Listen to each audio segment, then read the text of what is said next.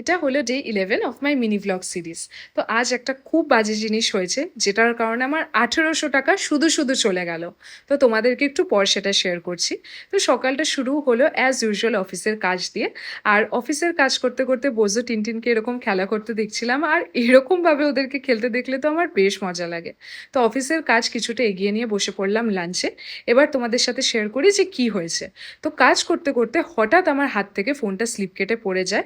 সেটার কারণে পুরো স্ক্রিনটা ভেঙে যায় আর ডিসপ্লেতে এরকম ব্ল্যাক লাইন পড়ে যায়, যেটার কারণে ফোনটা একদমই ইউজ করা যাচ্ছিল না। আর আমার অফিস তো পুরোপুরি ফোনের উপরেই ডিপেন্ডেন্ট, অ্যাজ আমাকে অনেক অফিস কলস করতে হয়। তো সেটার কারণে অফিস থেকে সঙ্গে হাফ ডে নিয়ে চলে গেলাম রিপেয়ার সেন্টারে।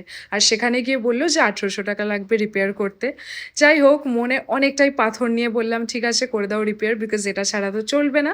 তো ফাইনালি ফোনটা রিপেয়ার করে দিল, তারপর বাড়ি এসে ডিনার করলাম। আর এভাবেই আজকে দিনটা কাটলো। দেখা হবে পরের ভিডিও।